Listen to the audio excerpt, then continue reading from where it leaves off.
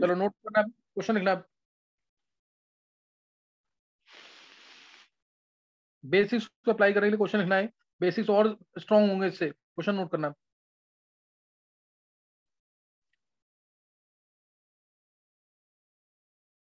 देखो रिएक्शन है,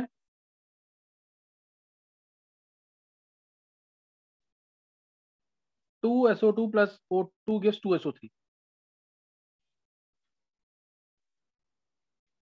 10 moles each of SO2 and O2 is taken, clear? 10 moles each of SO2 and O2 is taken initially. At equilibrium say 80% SO2 is used up, 80% SO2 is used up. Calculate total moles at equilibrium, calculate total moles at equilibrium.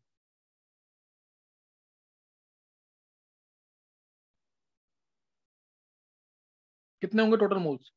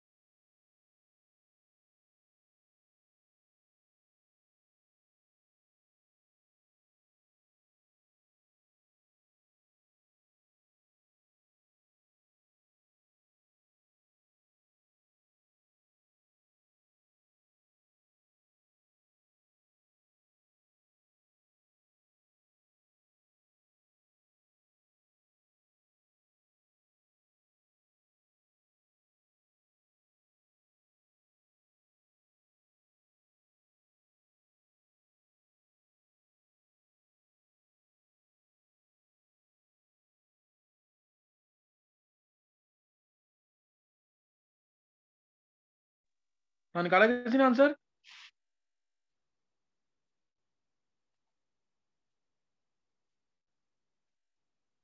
देखो answer बोलना किसी को इसका, वेदांत? 16,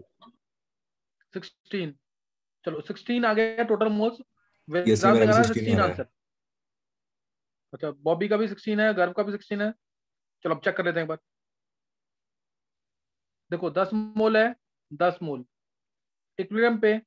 ध्यान रखना ऐसे ही करना question.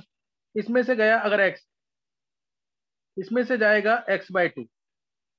अगर ये 2 खत्म होता है तो ये 1 खत्म होता है, अगर ये 2 खत्म हो रहा है तो ये 1 खत्म हो रहा है, बन ये 2 रहा है, तो ये बनेगा कितना x।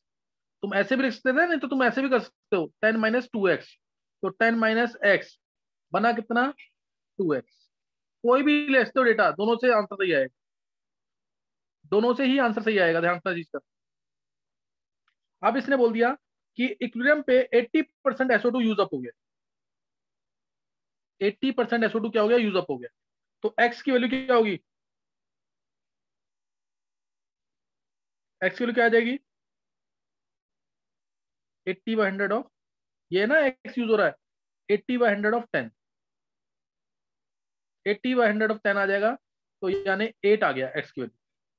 एक्स की वैल्यू आ गई 8 है ना, एक्स की वैल्यू 8 आ गई, तो एक्स 8 आ गया तो यहाँ पुट कर देंगे, तो यहाँ जाएगा 10 में से एक्स गया था, 10 में से 8 जाएगा, यहाँ 10 में से x/2 गया था तो 10 में से 4 जाएगा, यहाँ x है 8, तो ऐड कर देंगे इसको 2 + 6, तो टोटल आ जाएगा 16 मोल्स। एक बार हैंड करेंगे जिसको समझ आ गए।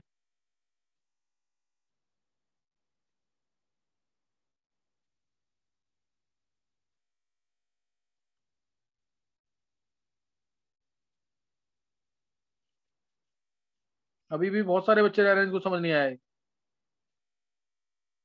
कनिष्क, अर्नब, श्रुतिका, निकिता, साक्षी, आर्यमन, विधि, वेदांत, छवि, कृष्णा, निहारिका, युविका, अनिमेश, अखिलेश, निवृत्ति, आदित्य, अंशिता, रितिका, शिखा, सिद्धि, मयंक, कशिश, बिंदिया, बॉबी, आरुष, गर्व, गर्व का तो सही है आंसर, हर्ष, गर्व, हर्षित, निशी और नित्या। नित्या नहीं समझ आएंगे, नित्या,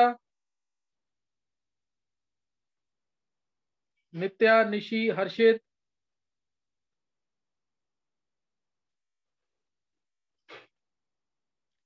कोई डाउट है तो पूछ लो, एक क्वेश्चन और लिखेंगे, सबका आंसर निकालना चाहिए, एक क्वेश्चन और इसी टाइप का। रिएक्शन है N2 + 3H2 gives 2NH3। इस बार 20 मोल्स लिए हैं सारे, 20 मोल्स लिए हैं, और बोला इसके अंदर at equilibrium 50% of H2 is dissociated, या 50% of H2 is used up, 50% of H2, 50% H2 is used up, 50% H2 is used up, find total moles at equilibrium।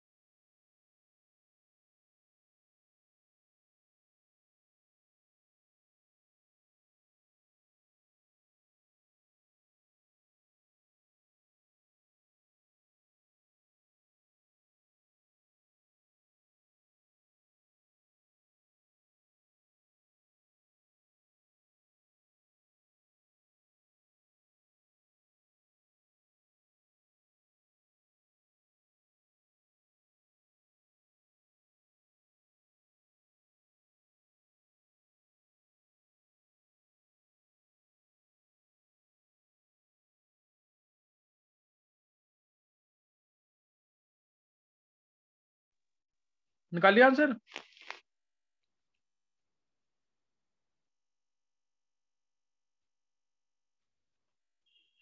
वेदांत?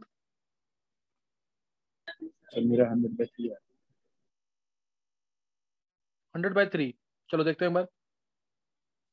देखो इसमें से इक्विलिब्रियम पे गया x, इसमें से इक्विलिब्रियम पे जाएगा 3x, बनेगा 2x, बनेगा 2x। अब इसने दे रखा है 3x जो है वो 50% ऑफ 20 है। बोला ना इसने कि at equilibrium 50% of H2 is used up. Bobby का भी 100/3 है। चलो देखते हैं अभी।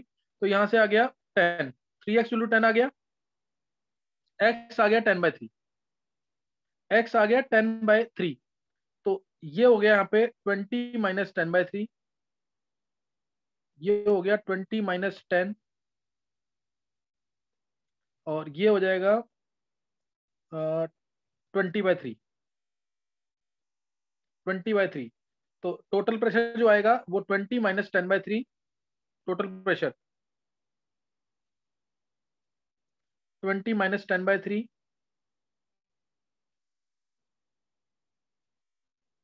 प्लस 10, ये जो है 10 के इक्वल है, प्लस 20/3,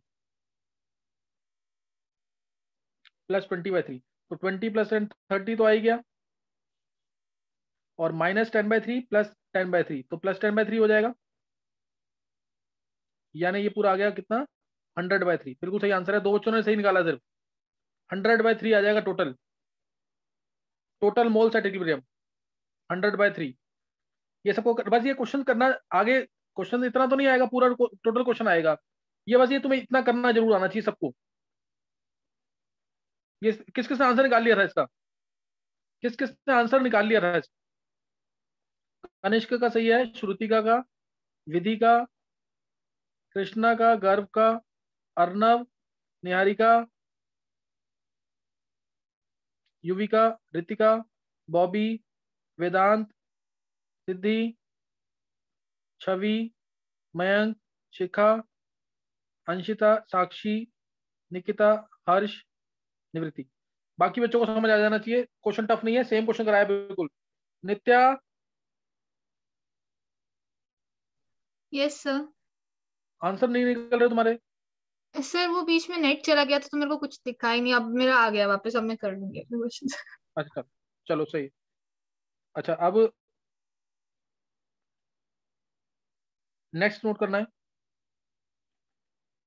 न्यूमेरिकल्स अभी बहुत सारे हैं इसके, बहुत अच्छे अच्छे न्यूमेरिकल्स हैं। अभी नोट करना है रिलेशन, जल्दी से रिलेशन नोट कर लेंगे। सबने डेरिवेशन ये कर रखी है ना, रिलेशन बिटवीन केपी एंड केसी। ये स्कूल में सब्जेक्टिव पेपर होगा तो उसमें जरूर आएगी, नोट कर लेना। ये रिलेशन जरूर आती है पेपर में। What is the relation between KP and KC? Formula भी पूछ सकते हैं और रिलेशन डिराइव करने को भी पूछ सकते हैं। मैं जल्दी से बता रहा हूँ तुम्हें, ये तुमने कर रखी है सबने, इसलिए A plus B B gives X X plus Y Y, ये है। तो इसमें जो ये कोई इक्वेशन मान रखी है मैंने, कोई भी इक्वेशन तुम सिंपल ले सकते हो, ए गिव्स बी बी, बस इसको लेके भी ड्राइव कर सकते हो, गलत नहीं है, इससे भी हो जाएगी। सही ना? चलो मैं ए पेपर में मैंने तुम्हें जो वीडियोस भेजा है उसको पूरे से ड्राइव कर रखी है मैंने, मैं इसमें इसी से ड्राइव कर रहा हूँ, इसी से ड्राइव कर रहा हूँ नीचे।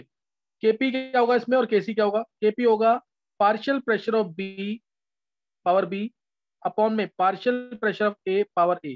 केसी in terms of concentration, in terms of concentration क्या आ जाएगा? केसी होगा कंसंट्रेशन ऑफ बी, चाहे स्क्वायर ब्रैकेट में लिख दो या कैपिटल सी लिख दो, ये एक ही बात है, concentration of B raise to B, concentration of A raise to A, ये आ जाएगा। अब अगर मेरे को केपी और केसी में रिलेशन निकालना है तो हमारे पास पी और सी में रिलेशन होना चाहिए, प्रेशर और कंसंट्रेशन में। और प्रेशर और कंसंट्रेशन में रिलेशन क्या होता है? P is equal to C R T, P is equal to C R T. तो अब मेरे को अगर पी ए निकालना है, पी ए क्या होगा? सी ए आर टी। ऐसे ही पी बी निकालना है तो पी बी क्या होगा? C B R T. Put कर देंगे इसको, इसको पुट कर देंगे केपी वाले फॉर्मूले में, तो रिलेशन आ जाएगी केपी और केसी। केपी वाले फॉर्मूले में पुट कर रहा हूं, तो केपी पीबी क्या है? C B R T raise to B, C B R T raise to B, और पी ए क्या है? C A R T raise to ए।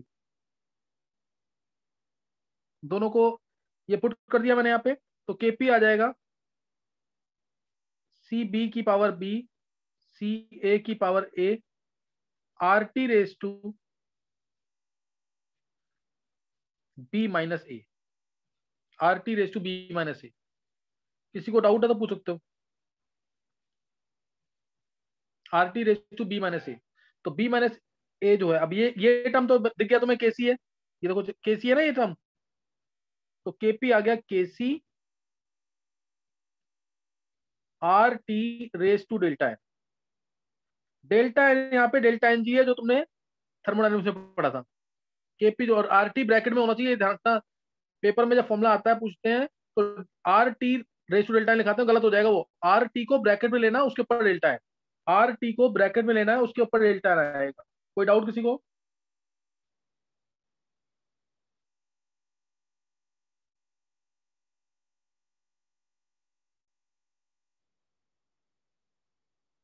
समझ आ गया कि नहीं ये?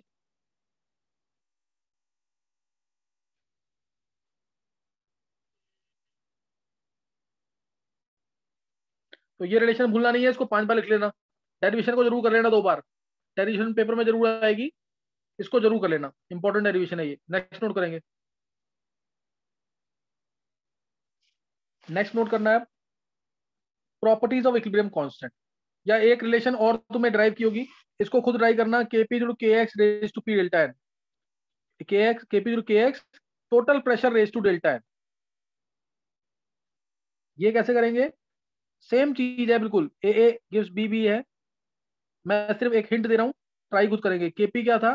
Partial pressure of B raise to B upon में partial pressure of A raise to A. और के एक्स क्या होगा? K X mole fraction of B raise to B, mole fraction of A raise to A. अब PB क्या होगा in terms of mole fraction? PB जो है partial pressure of B in terms of mole fraction will be mole fraction of B into total pressure. Partial pressure of ए क्या होगा? मोल fraction of A into total pressure. बस ये यहाँ पे put कर देंगे पीबी और पीए की जगह, तो ये रिलेशन आ जाएगी केपी जो K X P raise to, तुम्हें दिख रहा होगा, बस ये पुट कर देंगे यहाँ पे पीबी और पीए की जगह, ये रिलेशन आ जाएगी केपी जो K X P raise to delta N, ये रिलेशन आ जाएगी। सही है, इस रिलेशन को कर सकते हैं यहाँ पे, केपी जो K X P raise to delta N, partial pressure is to mole fraction into total pressure, ये हमने पढ़ा था स्टेट्स ऑफ मैटर में, इसको मैंने डिराइव कराया हुआ है। अब एक बार जल्दी से नोट करेंगे properties of equilibrium constant. Properties of equilibrium constant,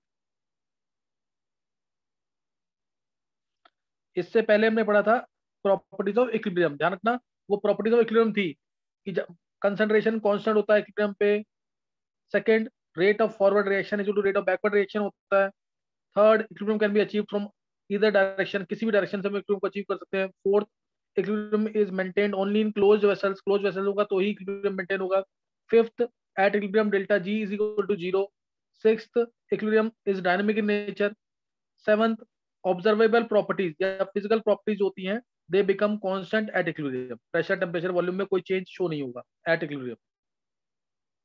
तो ये सारी प्रॉपर्टीज हमने पढ़ी थी, वो प्रॉपर्टीज इक्विलिब्रियम की थी। यहां हम पढ़ रहे हैं properties of equilibrium constant. Properties of equilibrium constant, पहली property, equilibrium constant is affected only by temperature and is independent of concentration. KC पे सिर्फ टेम्परेचर का इफेक्ट होता है और कंसंट्रेशन का कोई इफेक्ट नहीं होता। केसी पे, मैं केसी की बात कर रहा हूँ, equilibrium constant is affected only by temperature. KC का फॉर्मूला तुम सबको पता है, केएफ बाय केबी होता है। मैं इसको एक बार डिस्कस कर देता हूँ। सपोज रिएक्शन है एंडोथर्मिक, एंडोथर्मिक रिएक्शन है तो हमें पता है कि टेम्परेचर बढ़ाने से रिएक्शन फेवर होती है। जैसे मैंने एग्जांपल भी लिया हुआ है, आइस से वाटर बन रहा है, ये एंडोथर्मिक रिएक्शन है। आइस से वाटर बनना क्या है? एंडोथर्मिक प्रोसेस है। Endo ice plus heat gives water होगा, तो इससे टेम्परेचर बढ़ाएंगे तो ये रिएक्शन और फॉरवर्ड डायरेक्शन में जाएगी। तो इसलिए याद रखना है तुम्हें कि endothermic reaction they are favoured by high temperature. तो मैंने अगर एंडोथर्मिक रिएक्शन में टेम्परेचर बढ़ाया तो केएफ बढ़ेगा, और केएफ बढ़ेगा तो केसी बढ़ेगा। तो ये डायरेक्ट रिलेशनशिप है, KC is directly proportional to temperature for endothermic reaction. For endothermic reaction it is directly proportional to temperature. Second अगर एक्सोथर्मिक रिएक्शन है, केसी तो केएफ बाय केबी है, अगर एक्सोथर्मिक रिएक्शन है तो उस केस में टेम्परेचर बढ़ाएंगे तो केएफ भी बढ़ेगा, केबी भी बढ़ेगा, लेकिन केबी जो है ज्यादा बढ़ेगा एज कम्पेयर टू केएफ, ज्यादा बढ़ेगा एज कम्पेयर टू केएफ, इसीलिए केसी क्या कर जाएगा? डिक्रीज कर जाएगा। इसलिए केसी क्या कर जाएगा, डिक्रीज। ये ध्यान रखना कि exothermic reaction are favoured by low temperature and endothermic reaction are favoured by high temperature. ये भूलना नहीं बिल्कुल भी। ये इफेक्ट है टेम्परेचर का on equilibrium constant. Endothermic reaction है तो टेम्परेचर बढ़ाने से केसी बढ़ेगा, एक्सोथर्मिक रिएक्शन है तो टेम्परेचर बढ़ाने से केसी कम हो जाएगा। सही ना, इस चीज को भूलना नहीं है। नेक्स्ट, और जो इफेक्ट है वो एक वेंट हॉफ इक्वेशन होती है, उससे दिया जाता है। इक्वेशन नोट कर लेंगे, log of k2 by k1 is equal to delta h by 2.303 r 1 by t1 minus 1 by t2, 1 by t1 minus 1 by t2. This is Van't Hoff equation which gives effect of temperature on equilibrium constant kc पे या kp पे। t1 पे k1 है equilibrium constant, t2 पे k2 है equilibrium constant. Delta H सबको पता है एंथैल्पी चेंज है, r गैस कांस्टेंट।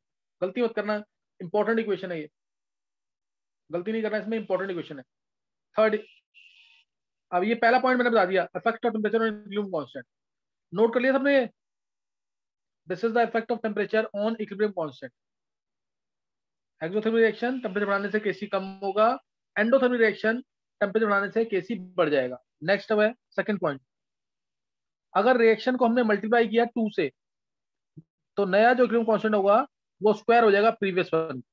अगर रिएक्शन को मैंने मल्टीप्लाई किया 2 से, कोई भी एग्जांपल लेते हैं, suppose C plus O2 gives CO2, gaseous form में लिया सब कुछ, C plus O2 gives CO2, इसका केसी क्या होगा, सब गैसियस मानना है, CO2 बाय में C इंटू O2। अब मैंने इस रिएक्शन को 2 से मल्टीप्लाई कर दिया तो 2C plus 2O2 gives 2CO2। केसी डैश जो है वो आ जाएगा CO2 का स्क्वायर डिवाइड बाय C का स्क्वायर इंटू O2 का स्क्वायर। यानी तुम्हें दिख रहा है यहाँ पे जो केसी डैश है वो केसी के स्क्वायर हो गया, केसी डैश केसी के स्क्वायर पे आ जाएगा, केसी डैश जो है वो केसी के स्क्वायर पे आ जाएगा। तो ये ध्यान रखना इसके अंदर। और क्या कहते हैं, अगर मैं रिएक्शन को, ये था मल्टीप्लाई बाय 2 तो स्क्वायर, मल्टीप्लाई बाय 3 तो क्यूब, मल्टीप्लाई बाय 4 तो पावर 4 आ जाएगी, मल्टीप्लाई बाय n होगा तो केसी डैश हो जाएगा केसी की पावर n। तो ये तुम्हें पता होना चाहिए। और अगर मैं डिवाइड बाय 2 करता हूं तो क्या हो जाएगा, जैसे मान लो ये क्वेश्चन थी तुम्हारी और तुमने इसको कर दिया डिवाइड बाय 2, ये बना दिया, तो अब केसी क्या आया, रूट ऑफ केसी क्या आ जाएगा, रूट ऑफ केसी डैश आ जाएगा कि नहीं। मैं डायरेक्ट बता रहा हूं तुम्हें, ये सब कर लोगे आसानी से।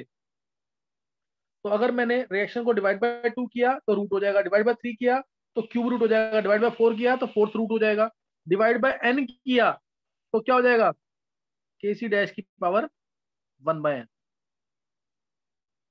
तो ये थर्ड प्रॉपर्टी है। मल्टीप्लाई करेंगे तो स्क्वायर क्यूब होगा, डिवाइड करेंगे तो स्क्वायर रूट या क्यूब रूट होगा। फोर्थ, फोर्थ तो मैंने भी यूज किया था, अगर रिएक्शन को रिवर्स करते हैं, रिएक्शन को अगर रिवर्स करते हैं तो केसी इनवर्स हो जाएगा। जैसे C प्लस O2 की CO2 है, केसी क्या होगा, CO2 divide by C into O2। और अगर रिएक्शन को मैंने रिवर्स कर दिया, CO2 give C plus O2, तो केसी डैश क्या हो जाएगा, C into O2 divide by CO2, यानी केसी डैश ये आ गया। इसका मतलब KC is equal to 1 by KC dash. ये रिलेशन है, ये रिलेशन है। फिफ्थ प्रॉपर्टी, ये समझ आ रहा था कि नहीं, ये किसी को डाउट है पूछ सकते हो। फिफ्थ प्रॉपर्टी लिख रहे हैं अब, अगर रिएक्शन को मैं 2 स्टेप में लिखता हूँ, 2 स्टेप की बात करूंगा, फिर n स्टेप में डायरेक्ट हम उससे इंटरप्रेट कर लेंगे।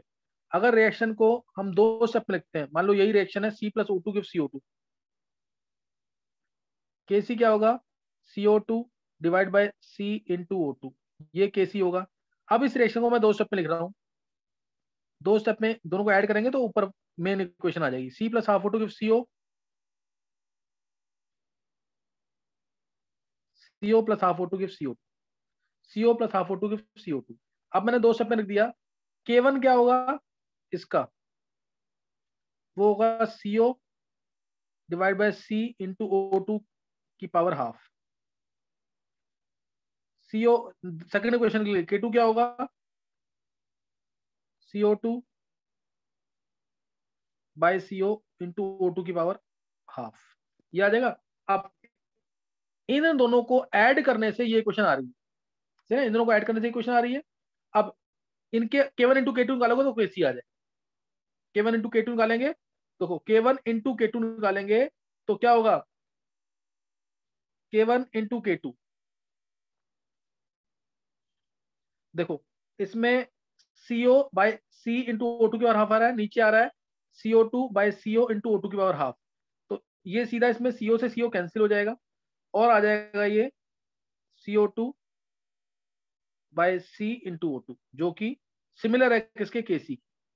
तो इसलिए अगर रिएक्शन को हम मल्टीप्लाई बाय 2 करते हैं, और सॉरी रिएक्शन को लिखते हैं दो स्टेप्स के अंदर, अगर हम रिएक्शन को दो स्टेप में लिखते हैं तो नया केसी जो केसी होगा वो दोनों के अलग अलग केसी के प्रोडक्ट में होगा। तो अगर एन स्टेप्स में लिखते तो केसी जो होता वो K1 into K2 till KN होगा, K1 into K2 till KN होगा। रिएक्शन को दो स्टेप में लिखा तो K1 इंटू K2, तीन स्टेप में लिखा K1 into K2 into K3, ये बहुत यूज होगा, ये पेपर में काफी आता है। किसी को डाउट तो नहीं है इसमें?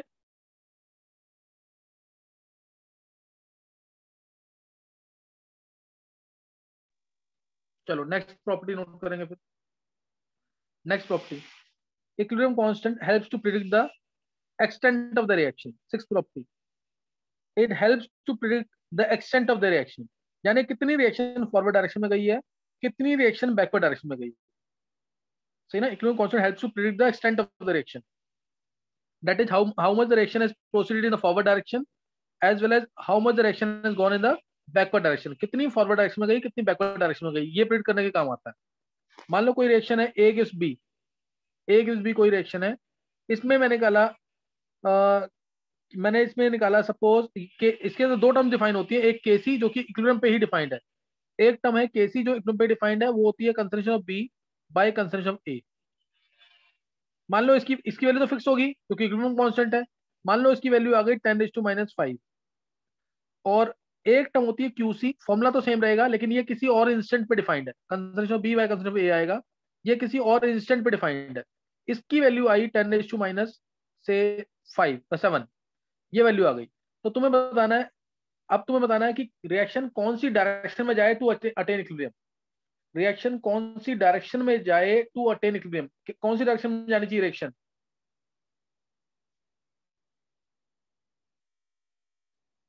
बताओ रिएक्शन कौन सी डायरेक्शन में जानी चाहिए to attain equilibrium. Sir forward. हाँ बिल्कुल सही है, देखो क्यूसी कम है ना, यानी प्रोडक्ट्स कम है, क्यूसी कम है, 10⁻⁵ ज्यादा है, क्यूसी कम है, तो हमें बी को क्या करना है, बढ़ाना है, बी को बढ़ाना है। तो ये कब कैसे बढ़ेगा, जब ये ए जो है और ज्यादा खत्म, जितना एक्स ज्यादा होगा उतना ये बढ़ेगा, यानी रिएक्शन फॉरवर्ड डायरेक्शन में, यानी रिएक्शन कहाँ जाए, फॉरवर्ड डायरेक्शन में। और क्यूसी की वैल्यू सपोज अगर 10⁻³ होती तब रिएक्शन कौन सी डायरेक्शन में जाती, बैकवर्ड डायरेक्शन में, क्योंकि अब प्रोडक्ट्स क्या हो गए, बहुत ज्यादा हो गए, अब हमें प्रोडक्ट्स को कम करना है, in order to attain the equilibrium reaction will move with the backward direction. मतलब एक सिंपल सा एग्जांपल लें तो केसी की वैल्यू मान लो 50 है, और तुमने क्यू केसी फिक्स वैल्यू है इक्विलिब्रियम पे, क्यूसी निकाला तुमने, क्यूसी आया 30, क्यूसी 30 आया, तो तुम्हें अब कहाँ जाना पड़ेगा, रिएक्शन को इक्विलिब्रियम अचीव कराने के लिए कहाँ जाना पड़ेगा, फॉरवर्ड डायरेक्शन में, क्यों, क्योंकि तुम्हें प्रोडक्ट्स बढ़ाने हैं, वैसे भी 30 से 50 कैसे मिलेगा जब हम आगे जाएंगे। और अगर मान लो क्यूसी आ गया 70, क्यूसी 70 आ गया, तो अब 70 आ गया क्यूसी, यानी प्रोडक्ट्स बहुत ज्यादा है, इक्विलिब्रियम अचीव करना है, तो हमें क्यूसी को 50 के इक्वल पहुंचाना है, 50 के इक्वल पहुंचाने के लिए कहाँ जाना पड़ेगा, पीछे। इसलिए ध्यान रखना है, अगर क्यूसी ग्रेटर देन केसी है, क्यूसी ग्रेटर देन केसी है तो बैकवर्ड डायरेक्शन, और क्यूसी अगर लेस देन केसी है तो फॉरवर्ड डायरेक्शन में जाएगी रिएक्शन, और इक्वल्स टू है तो यानी इक्विलिब्रियम, इक्वल है तो यानी इक्विलिब्रियम, दोनों अगर इक्विलिब्रियम इक्वल है तो क्या होगा, इक्विलिब्रियम होगा। कोई डाउट किसी को, किसी को कुछ पूछना तो नहीं है इसमें?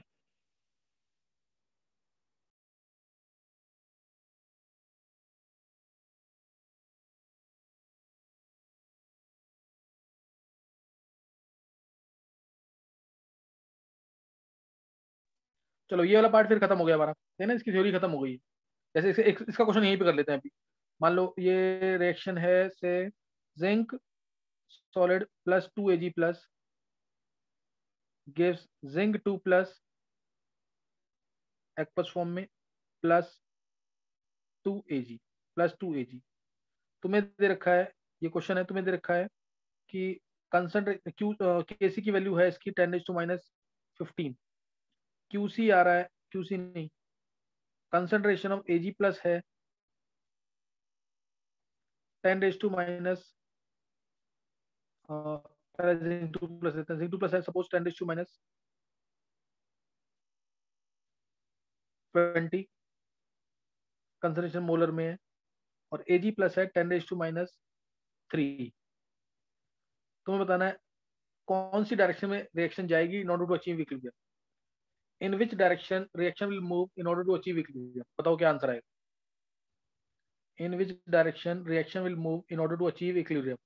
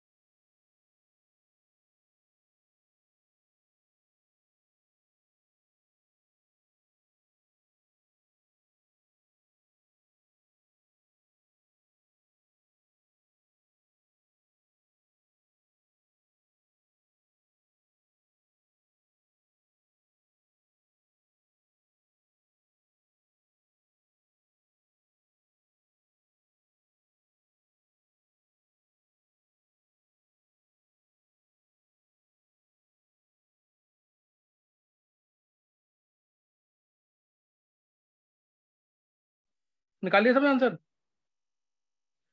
देखो उधर, इसमें इसमें हम निकालेंगे QC। QC होगा जिंक 2 प्लस, क्योंकि यही एक्वस फॉर्म में है, अपॉन में Ag प्लस का स्क्वायर। ये प्योर सॉलिड है, नहीं लेंगे, ये प्योर सॉलिड है, नहीं लेंगे। प्योर सॉलिड प्योर लिक्विड का एक्टिव मास यूनिटी होता है, बता रखा है। तो जिंक 2 प्लस की वैल्यू ये है 10⁻20। कंसंट्रेशन इसका दे रखा है 10⁻20, किसी भी इंस्टेंट पे होता है। Ag प्लस का 10⁻3 है, इसका स्क्वायर करेंगे, स्क्वायर ध्यान रखना इसका। अभी आ गया 10⁻14, which is greater than Kc। Kc 10⁻15 है ना, तो इससे ग्रेटर है, इससे ये ग्रेटर है। इसका मतलब reaction will move in the, कहां जाएगी रिएक्शन, बैकवर्ड डायरेक्शन। ये ऑब्जेक्टिव के एक इजी क्वेश्चन है, आते हैं पेपर में, बैकवर्ड डायरेक्शन में जाएगी reaction to achieve equilibrium. Clear, reaction will move in the backward direction to achieve equilibrium. किसी को डाउट कोई?